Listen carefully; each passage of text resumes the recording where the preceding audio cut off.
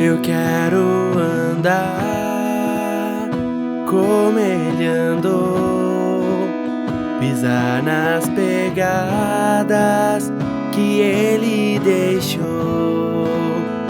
Então, pessoal, nós tivemos um problema de novo com a internet e também com a filmagem dessa vez. Então eu peguei um vídeo antigo de 10 anos atrás, editei e coloquei para vocês assistirem. Deu um pouquinho menos de tempo, mas pelo menos vocês vão ter toda a lição e os pontos principais que nós ensinamos. Um abraço a todos, espero que essa semana seja melhor.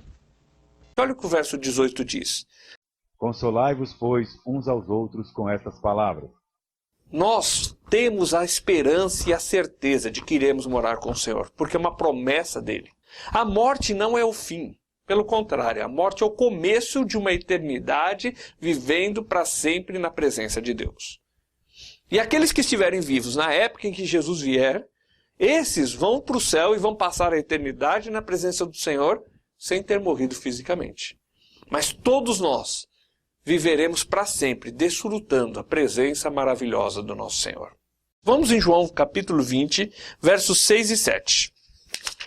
Então Simão Pedro, seguindo, chegou e entrou no sepulcro. Ele também viu os lençóis, e o lenço que estivera sobre a cabeça de Jesus, e que não estava com os lençóis, mas deixou no lugar à parte. Quando Jesus ressuscitou, os lençóis que o envolviam estavam jogados no chão. Mas o lenço que estava sobre o seu rosto não estava jogado, estava à parte. E você vai ver em alguns comentários bíblicos, como por exemplo o comentário bíblico Moody, ele cita assim, Jesus deliberadamente dobrou e o colocou à parte. No outro comentário diz que foi separado, colocado, dobrado separadamente. Aí você fala, mas o que isso tem a ver com a gente? Pensando na cultura daquele povo, quando alguém fazia uma refeição, ele tinha um lenço ao lado. Se ele terminou a refeição e não ia voltar mais à mesa, ele amassava aquele lenço e deixava jogado ali. E os empregados chegando, via aquele lenço amassado, eles sabiam que poderiam tirar a mesa. Porém, se o lenço estava dobrado e colocado do lado, é sinal que o patrão não tinha terminado a sua refeição e ele voltaria para continuar a refeição. Jesus, sabendo dessa questão cultural, ele, em vez de pegar o lenço do rosto e amassar e jogar, ele dobra o lenço e coloca do lado, querendo dizer o seguinte: eu vou voltar. Quando fala do arrebatamento, lá em 1 Tessalonicenses, capítulo 4, é dizendo o dia que Jesus vai voltar. Em João, capítulo 14, Jesus disse que ele vai voltar. E quando ele ressuscitou dos mortos, ele deixa um lenço dobrado dizendo para os discípulos: eu vou voltar. Essa verdade maravilhosa alicerça a nossa fé. Porque o Jesus que morreu e pagou os nossos pecados, o Jesus que ressuscitou, ele também promete que ele vai voltar e vai nos levar para morar para sempre junto com ele. Para que onde ele estiver, nós estejamos também. Gênesis capítulo 6 agora, versículos 5 a 7. Então, Gênesis 6, versos 5 a 7. Viu o Senhor que a maldade do homem se havia multiplicado na terra, e que era continuamente mau todo o desígnio do seu coração. E então se arrependeu o Senhor de ter feito o homem na terra, e isto lhe pesou no coração. Disse o Senhor: farei desaparecer da face da terra o homem que criei, o homem e o animal, os répteis e as aves do céu, porque me arrependo de os haver feito. Deus estava exercendo misericórdia sobre o homem por muito e muito tempo. E chegou uma hora que Deus disse: basta, eu mudei o meu plano, agora eu vou destruir o mundo e vou destruir o homem. Mas ao mesmo tempo que Deus vai exercer a sua justiça e o seu juízo, nós podemos ver que em todos os atributos Deus faz com que se harmonize tudo aquilo que ele é em tudo que ele vai fazer. Deus, ele é justo e ele é santo e ele tem que punir o pecado, mas ao mesmo tempo ele é um Deus de amor, de graça e de misericórdia. E olha o verso 8 que diz: porém Noé achou graça diante do Senhor. Naquele tempo, as pessoas estavam longe de Deus.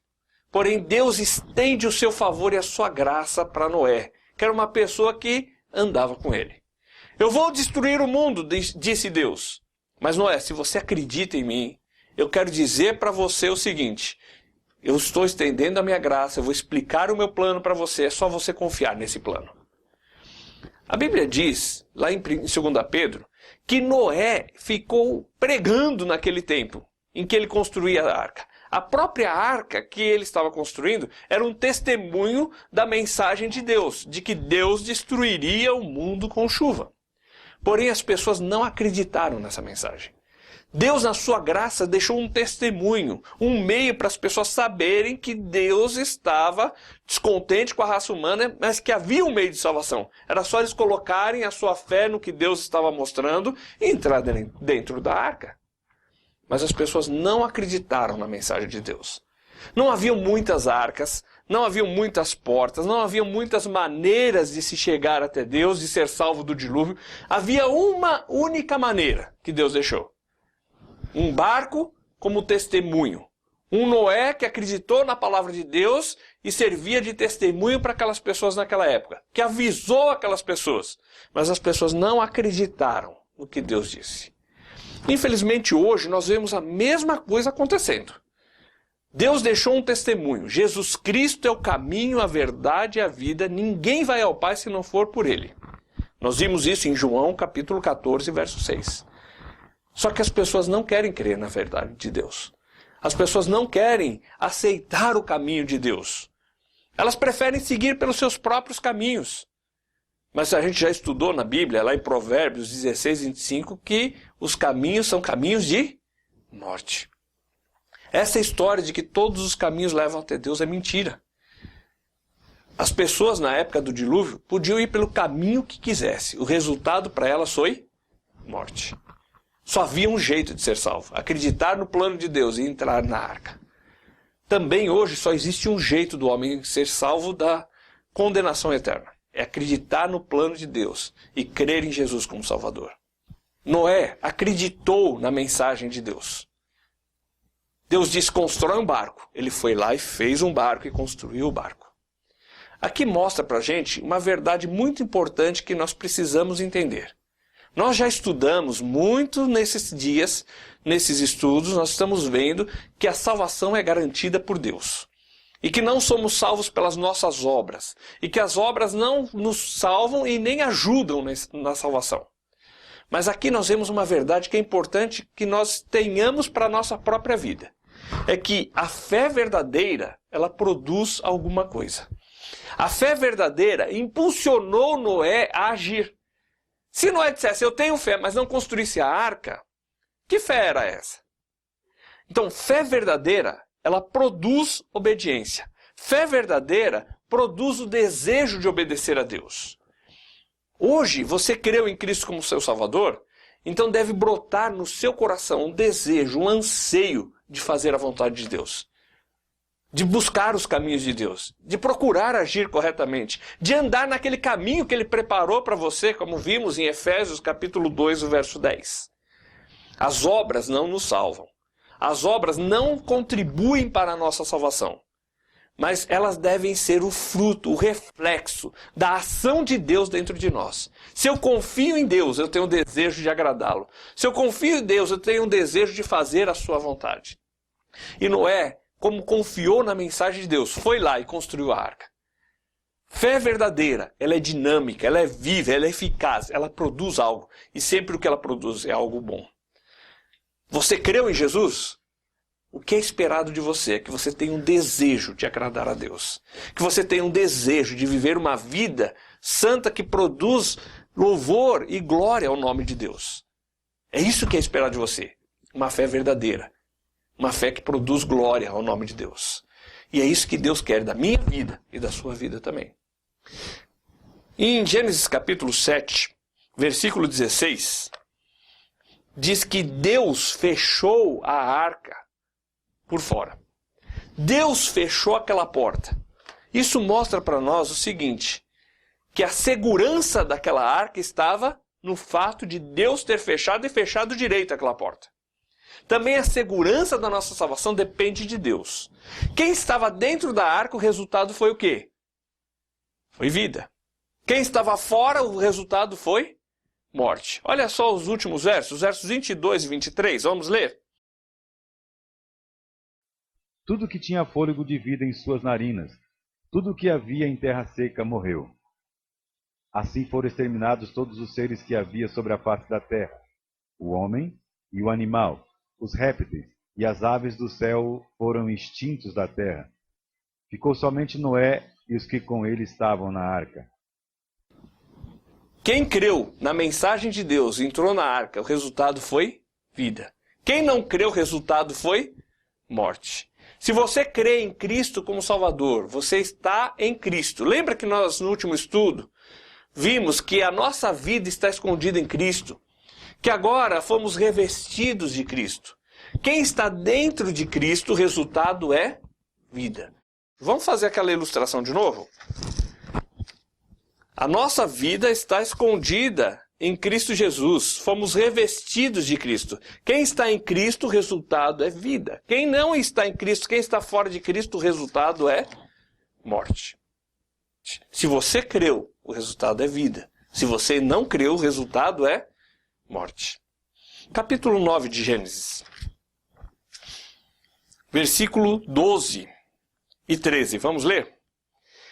Disse Deus: Este é o sinal da minha aliança que faço entre mim e vós, e entre todos os seres viventes que estão convosco, para perpétuas gerações. Porei nas nuvens o meu arco.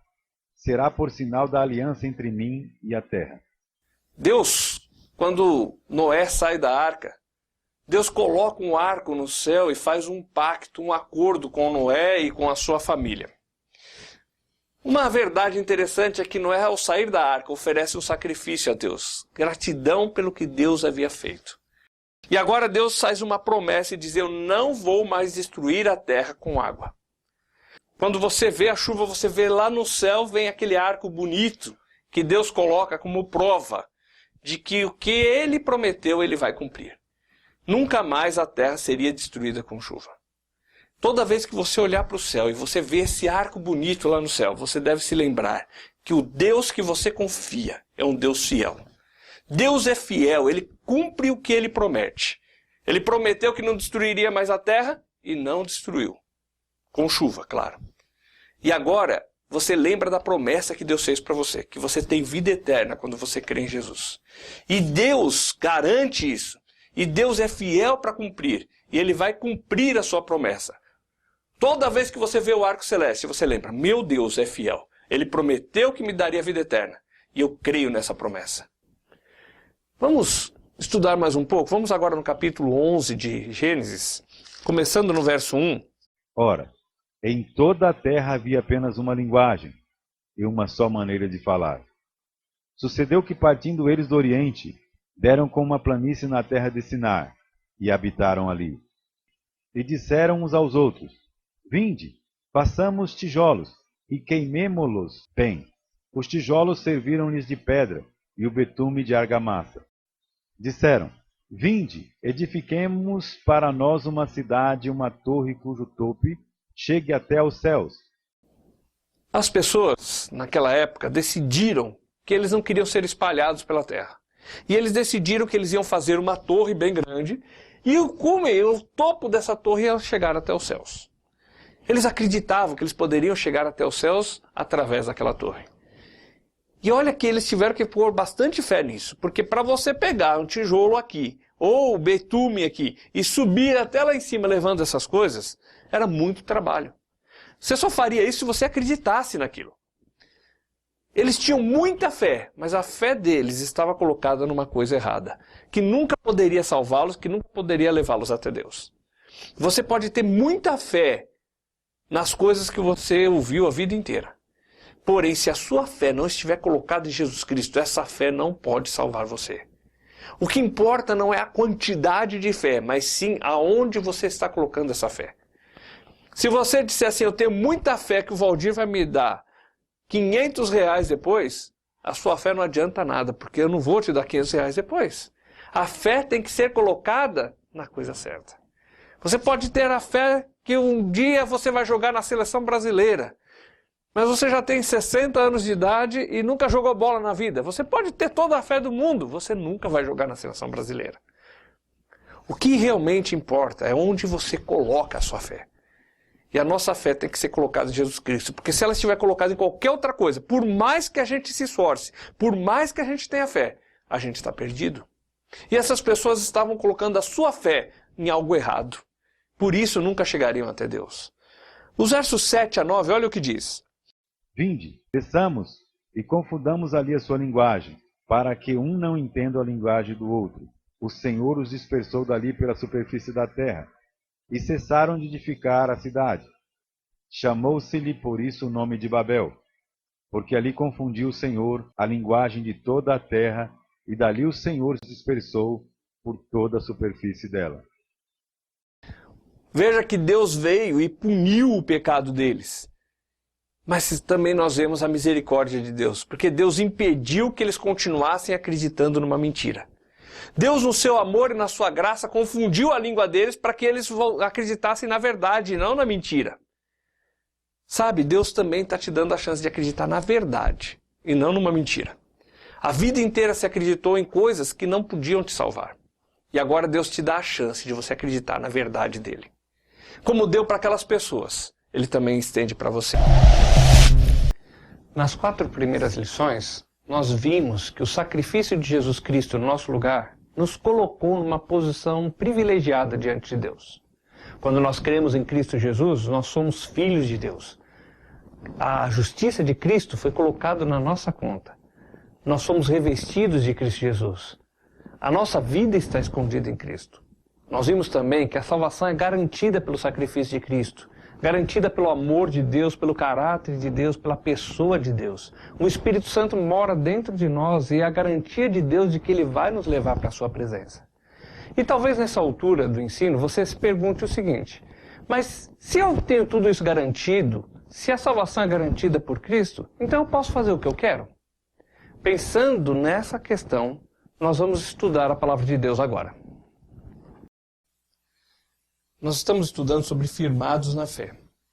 Nós vimos que a nossa fé está alicerçada na palavra de Deus, na pessoa de Deus e no sacrifício de Jesus Cristo. O Espírito Santo mora dentro de nós e ele garante a nossa salvação.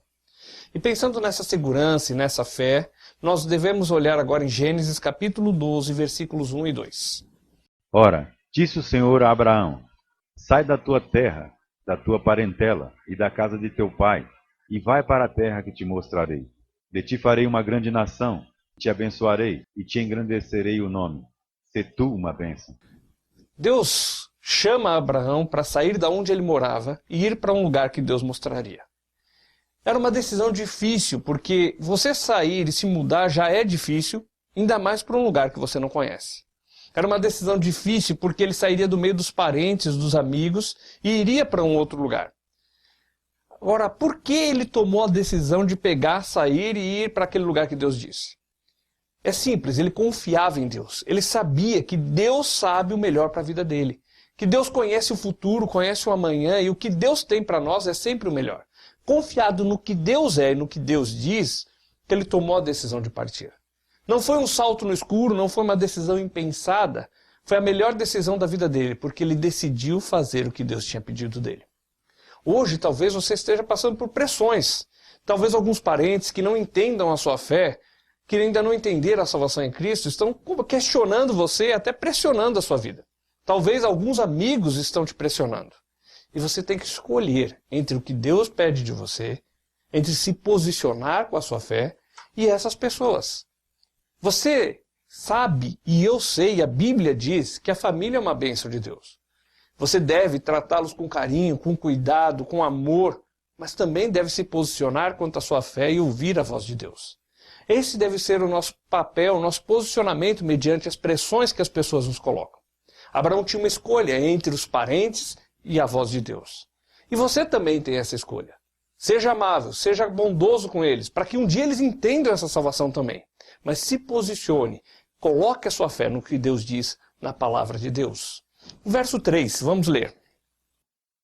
Abençoarei os que te abençoarem, e amaldiçoarei os que te amaldiçoarem. Em ti serão benditas todas as famílias da terra.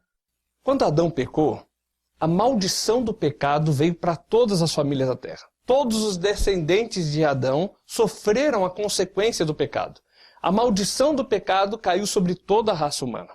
Agora Deus está dizendo para Abraão o seguinte: através de você vai vir alguém que vai trazer bênção a todas as famílias da terra. Lá em Mateus capítulo 1, verso 1, olha o que diz a respeito de Jesus. Livro da genealogia de Jesus Cristo, filho de Davi, filho de Abraão. Quando fala que Jesus é filho de Davi e filho de Abraão, é uma referência a essa promessa. Porque através de Abraão viria o Salvador prometido. Jesus era descendente de Abraão, ele era descendente do rei Davi, ele era o Salvador prometido que Deus havia mandado para trazer bênção a todas as famílias da terra. Em Apocalipse, capítulo 5, verso 9, ele confirma isso, que Jesus é esse Salvador, é esse que traz bênção a todas as famílias da terra. Vamos ler lá? E entoavam um novo cântico, dizendo: digno és de tomar o livro e de abrir-lhe os selos, porque foste morto, e com teu sangue compraste para Deus os que procedem de toda tribo, língua, povo e nação. Por causa do pecado de Adão, veio maldição para toda a terra, para todos os descendentes de Adão. Agora, porque Jesus na cruz pagou o preço do nosso pecado, com o sangue que ele derramou ali na cruz, ele morreu no nosso lugar e ele nos comprou para Deus. Comprou para Deus pessoas que procedem de toda língua, tribo, povo e nação. Ou seja, bênção para todas as famílias da terra. Voltando em Gênesis capítulo 12, verso 4, vamos continuar entendendo esse texto. Partiu, pois, Abrão, como ordenara o Senhor, e Ló foi com ele. Tinha Abraão 75 anos quando saiu de Harã. Abrão ouviu o que Deus disse, atentou para o que Deus estava falando. E ele saiu da sua parentela, saiu do meio dos seus amigos e foi e partiu para o lugar que Deus havia dito. Ele ouviu a voz de Deus, creu no que Deus disse e obedeceu ao que Deus tinha pedido. É assim com a gente ouve a palavra de Deus, a gente crê que Jesus é o nosso Salvador, e aí surge dentro de nós um desejo de ouvir a voz de Deus e fazer a vontade dele. Vamos agora em capítulo 13, versículos 10 e 11. Levantou Ló os olhos e viu toda a campina do Jordão, que era toda bem regada, antes de haver o Senhor destruído Sodoma e Gomorra, como o jardim do Senhor, como a terra do Egito, como quem vai para Zoar. Então Ló escolheu para si toda a campina do Jordão e partiu para o oriente. Separaram-se um do outro. Quando Abraão saiu, ele levou Ló consigo, porque ele tinha que cuidar do seu sobrinho, já que o pai dele havia morrido. Só que como Ló e como Abraão tinham muitos bens, muito gado, muitas ovelhas, começou a haver uma intriga entre os pastores de ovelhas. E para que não agravasse essa intriga e não chegasse a atingir a amizade do tio e o sobrinho, Abraão falou para ele: olha, faz o seguinte, Ló, você pega e você vai para um lugar que você escolher, se você escolher para lá, você vai para lá e eu vou para o outro lado. A proposta de Abraão era simplesmente que eles não brigassem por terra. Se fosse pensar pelo que era justo e certo, Ló deveria dar a preferência a Abraão. Mas ele não deu. Ele bateu o olho numa terra, achou muito bonita e partiu para lá. Ele não parou para refletir sobre o assunto. Ele não foi ver a região se realmente era boa, sondar a vizinhança. Ele, na sua precipitação, no impulso, ele tomou uma decisão baseada na aparência, que foi o segundo erro. Quando nós decidimos por impulso ou baseado em aparência, no termo popular nós podemos dizer o seguinte: a gente vai quebrar a cara. Quando nós temos uma decisão para tomar, nós devemos consultar a Deus, orar, colocar diante de Deus essa decisão. E não simplesmente porque eu acho bonito, ou porque eu acho legal, ou eu vou lá e faço. E aí a tendência é que eu colhe as consequências da minha precipitação. Veja que o erro de Ló trouxe consequências para a vida dele. E nós devemos pensar que as decisões erradas que nós tomamos na nossa vida, sejam decisões de conduta, sejam decisões de negócios, nós podemos colher consequências duras. Isso não quer dizer que perdemos a salvação, isso não quer dizer que Deus não nos ama, quer dizer que nós colhemos os erros que nós cometemos. E isso aconteceu com Ló. Vamos continuar lendo, versículo 13. Ora, os homens de Sodoma eram maus e grandes pecadores contra o Senhor. Ló, ele tomou uma decisão precipitada e ele foi morar perto de um povo que tinha grandes problemas de relacionamento, grandes problemas de pecado, e isso afetaria a vida de Ló. Continuando a ler esses textos aqui, o final do capítulo 13, o começo do capítulo 14, nós vemos que houve uma grande guerra entre os reis daquela região. Os reis de Sodoma e Gomorra se aliaram a alguns outros e resolveram desafiar um outro reinado. Então foi uma guerra de 5 reis contra 4 reis. E no meio dessa guerra, Sodoma e Gomorra perdeu a batalha. E Ló, morando ali, também sofreu as consequências. Ló tomou uma decisão precipitada e agora estava sofrendo por culpa dessa decisão. Vamos ler capítulo 14, os versos 11 e 12. Tomaram, pois, todos os bens de Sodoma e de Gomorra, e todo o seu mantimento se foram. Apossaram-se também de Ló, filho do irmão de Abrão, que morava em Sodoma, dos seus bens, e partiram. Ló agora estava sofrendo, perdeu tudo que ele tinha, e alguém chega e avisa a Abraão da dificuldade pela qual Ló estava passando agora. Versículo 14. Ouvindo Abraão que seu sobrinho estava preso, fez sair 318 homens dos mais capazes, nascidos em sua casa, e os perseguiu até Dan. Abraão ficou sabendo do que tinha acontecido. E ele juntou um bando, 318 pessoas, e foi socorrer o seu sobrinho. Aqui fala irmão, quer dizer filho do seu irmão.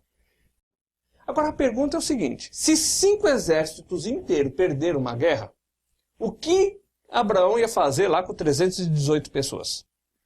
Ele tinha alguma chance de resolver a situação, de salvar Ló e de resolver aquele problema? Para os homens parecia algo impossível aquilo. Mas Abraão não fechou os olhos à necessidade do seu sobrinho e foi ajudá-lo.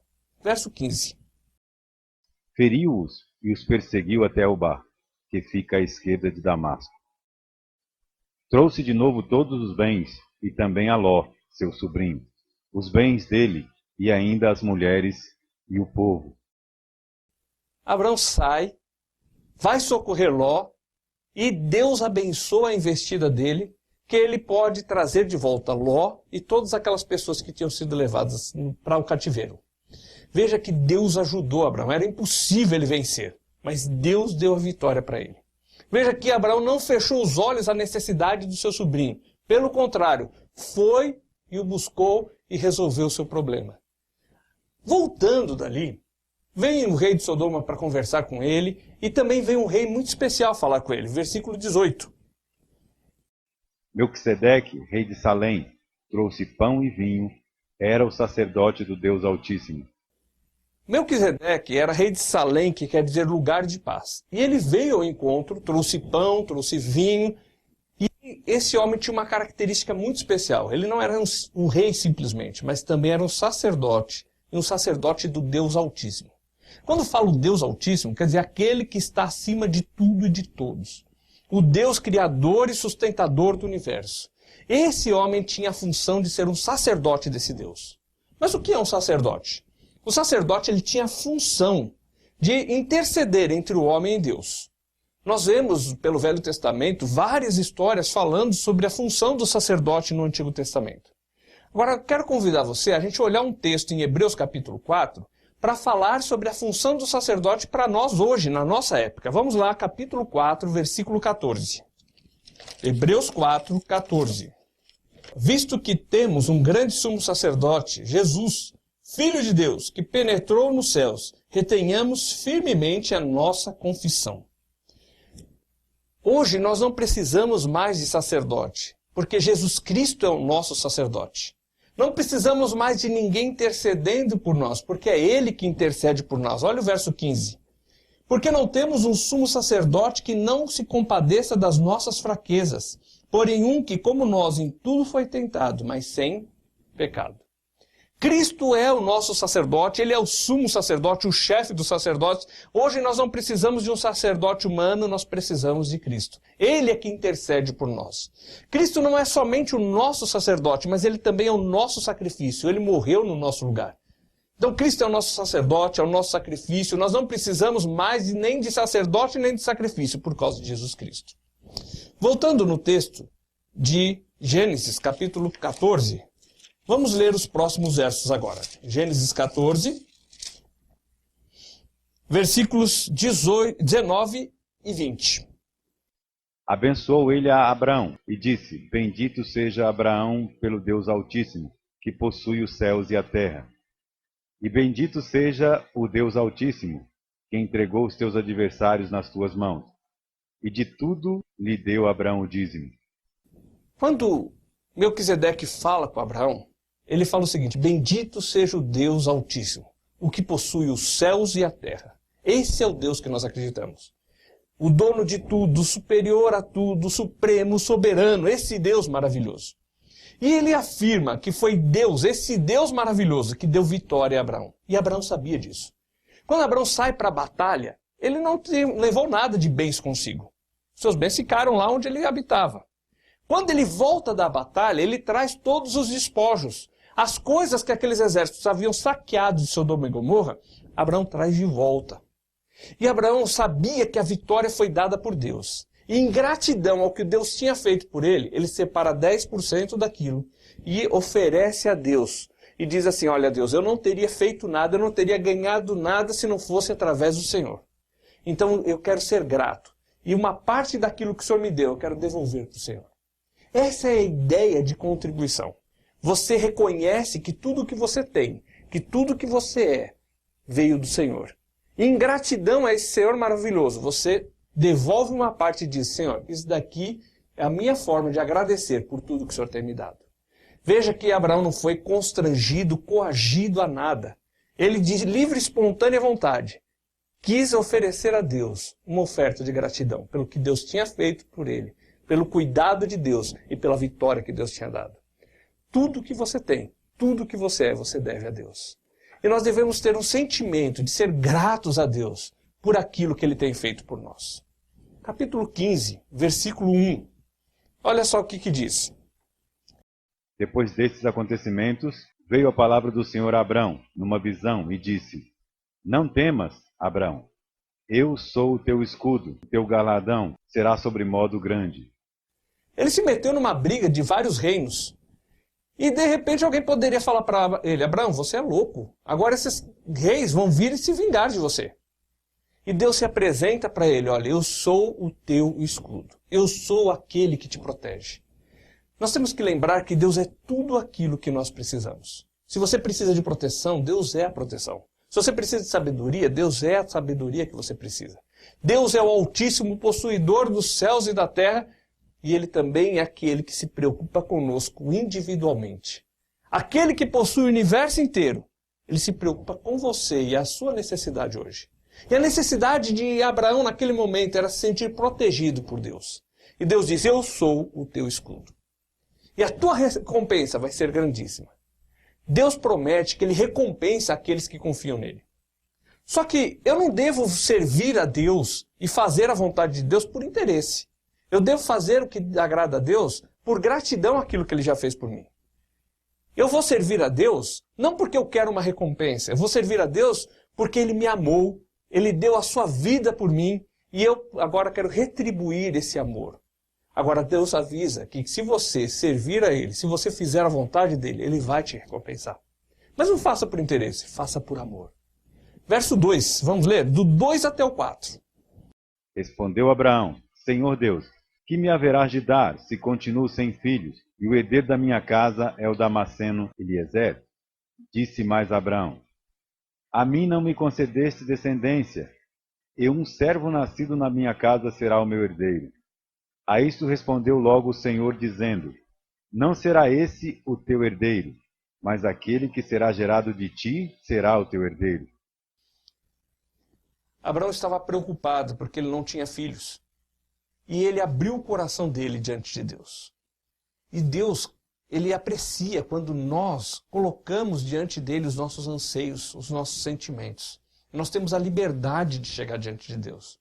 Nós já estudamos em um dos estudos, lá em Hebreus capítulo 4, verso 16, que nós podemos chegar confiadamente na presença de Deus. Porque lá nós encontramos um trono de graça e ajuda em tempo oportuno. Nós temos que confiar nesse Deus. E nós podemos abrir o nosso coração diante dele. Orar é lançar para aquele Deus todo-poderoso, o possuidor do universo, as nossas ansiedades. Porque Ele se preocupa conosco individualmente. Orar É como diz o texto de Efésios, capítulo 3, verso 20. Vamos ver lá? Efésios 3, 20.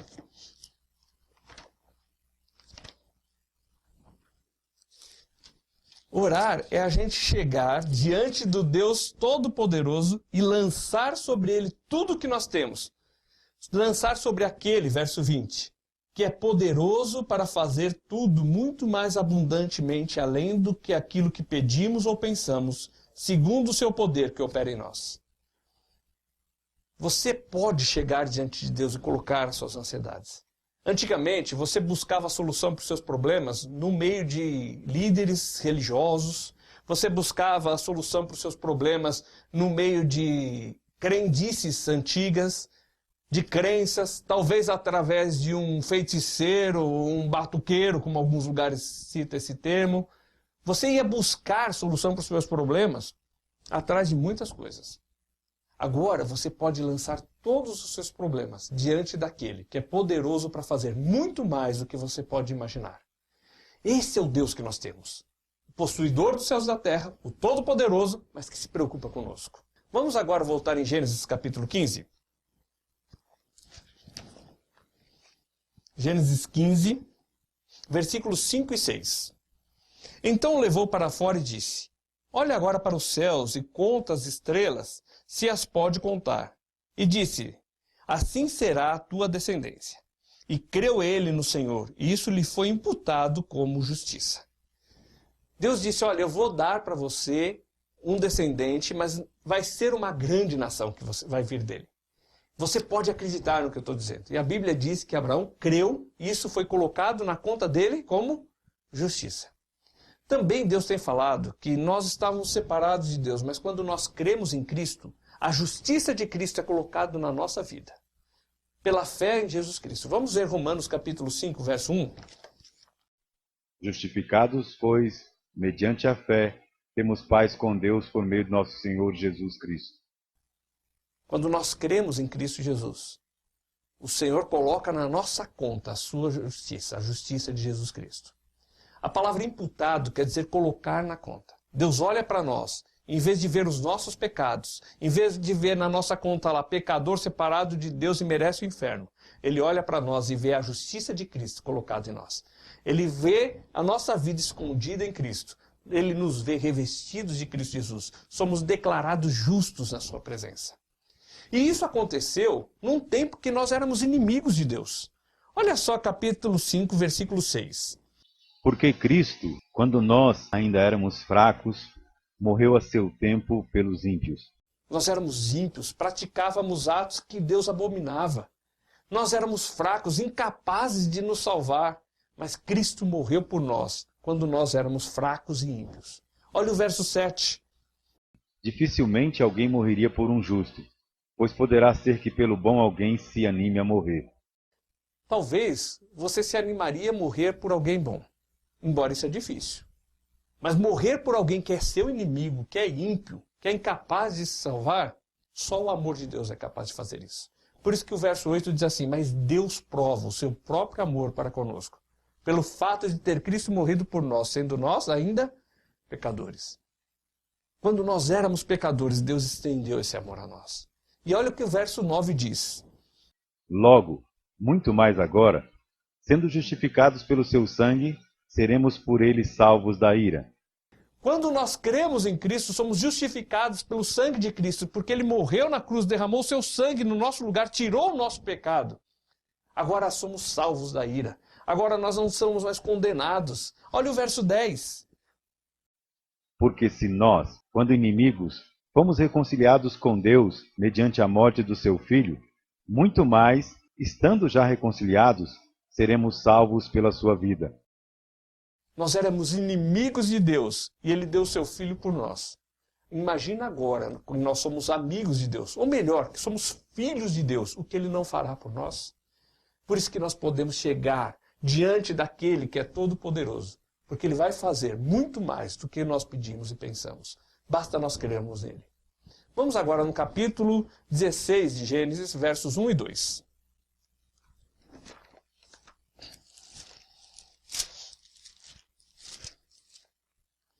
Deus havia prometido que daria um filho a Abraão. Mas já tinham se passado vários anos. E Abraão estava ansioso por esse filho. E Sara estava ansiosa para ter um filho também, mas ela era estéril e não conseguia ter filhos. De repente, Sara teve uma ideia. Olha os versos 1 e 2. Ora, Sarai, mulher de Abraão, não lhe dava filhos. Tendo, porém, uma serva egípcia, por nome Agar, disse Sarai a Abraão: Eis que o Senhor me tem impedido de dar à luz filhos. Toma, pois, a minha serva, e assim me edificarei com filhos por meio dela. E Abraão anuiu ao conselho de Sarai. Já fazia 10 anos que Abraão estava na terra de Canaã. Deus disse que daria filhos para ele, mas até agora nada. E Sarai resolveu tentar dar uma forcinha e tentar resolver o problema do jeito dela.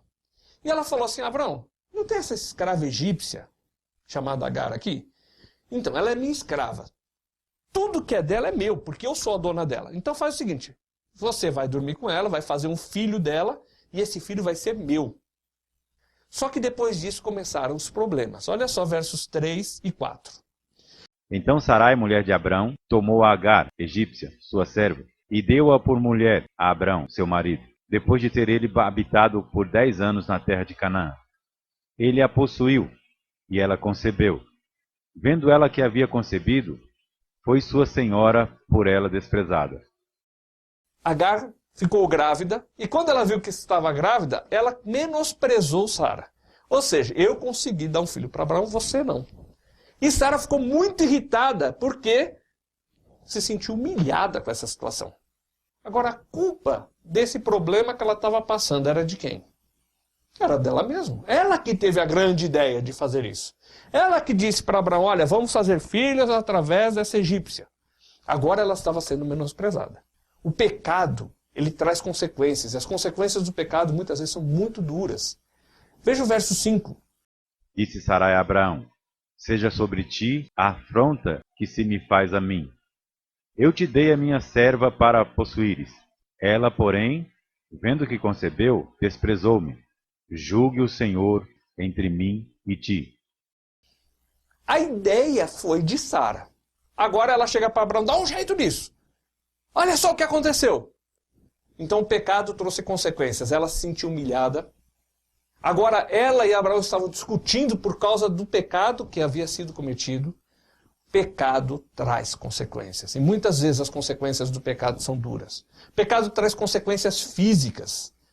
Por exemplo, uma pessoa pode, por causa de sair dirigindo bêbado, bater num poste e nunca mais andar.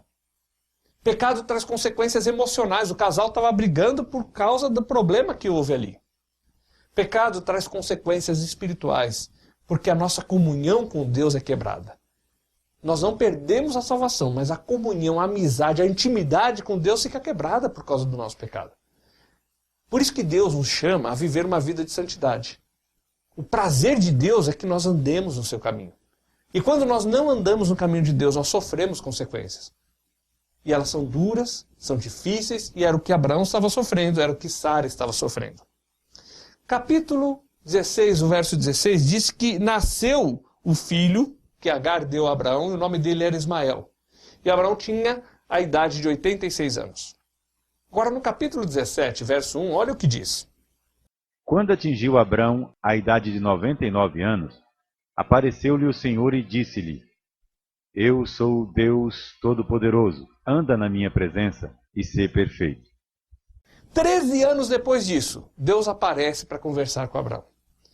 E nessa conversa, Deus diz: olha, anda na minha presença e sê perfeito. Talvez, quando Abraão ouviu isso, ele pensou assim: Deus, olha, eu falhei. Eu arrumei um filho aí que não devia ter arrumado.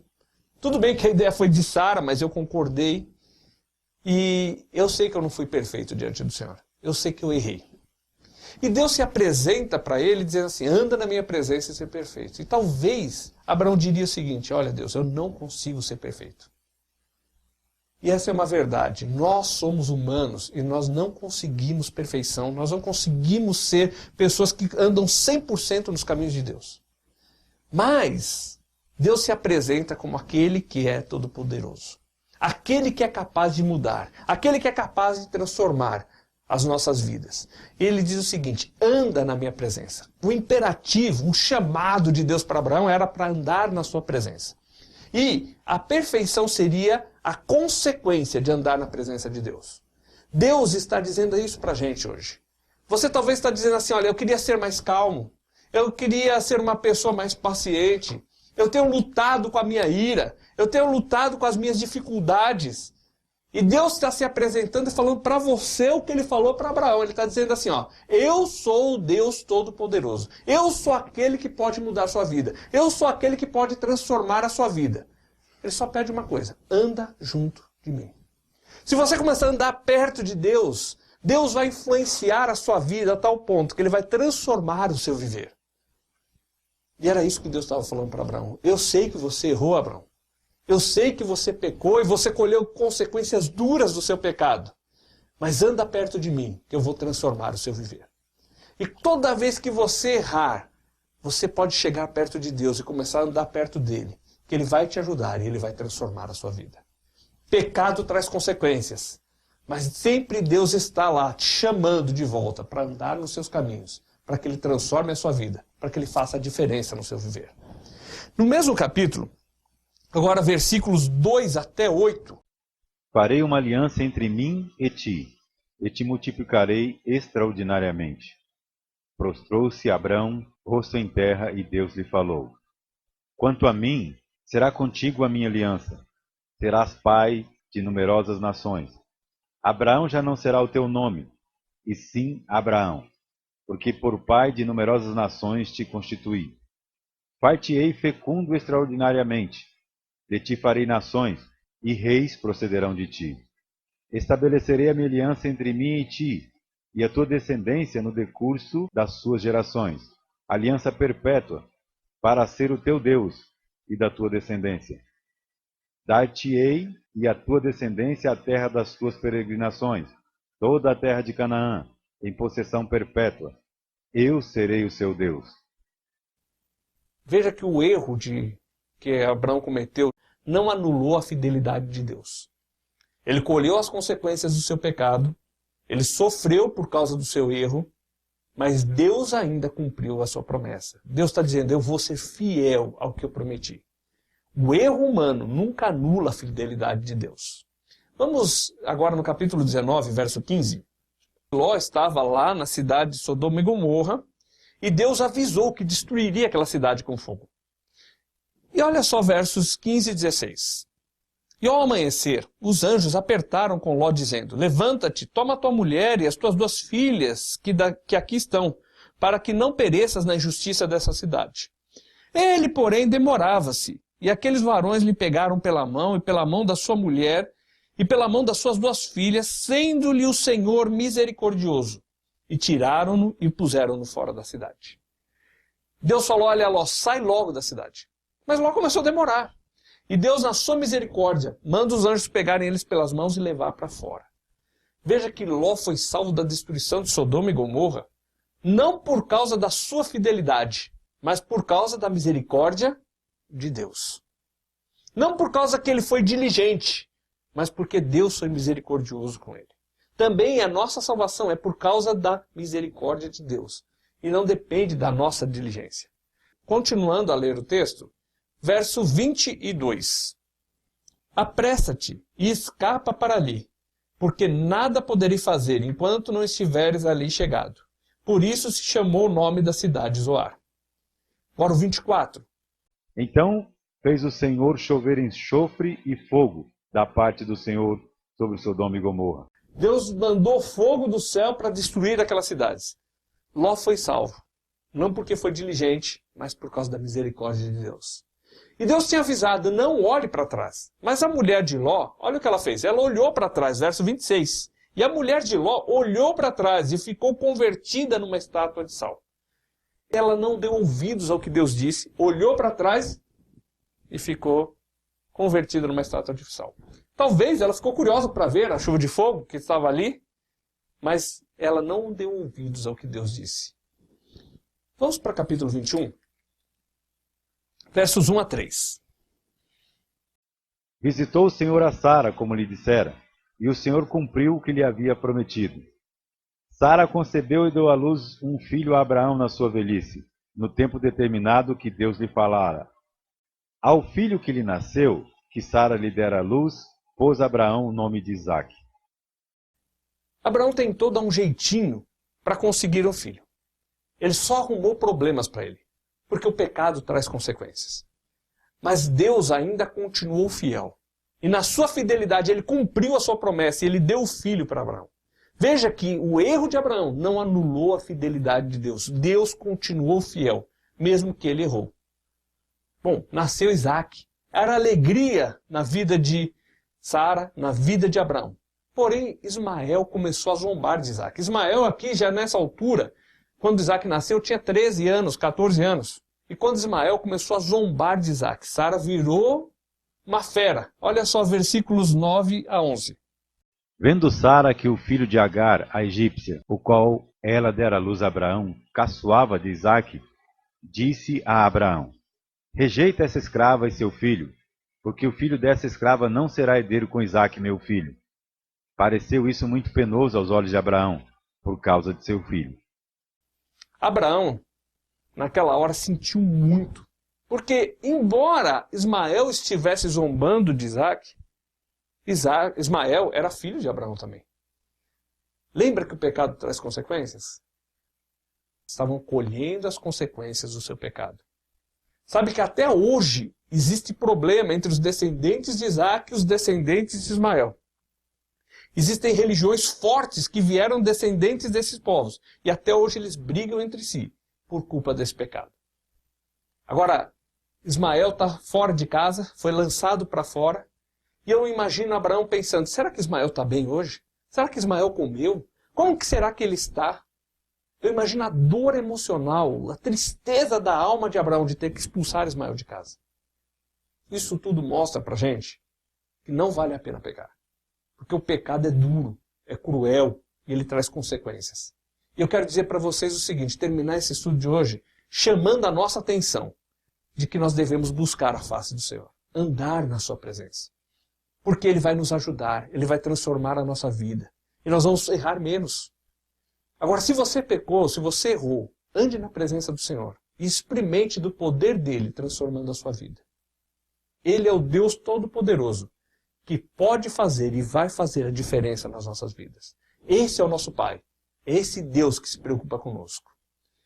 No próximo estudo, nós continuaremos vendo essa questão do pecado, das consequências e do Pai maravilhoso que nós temos. Até o próximo estudo.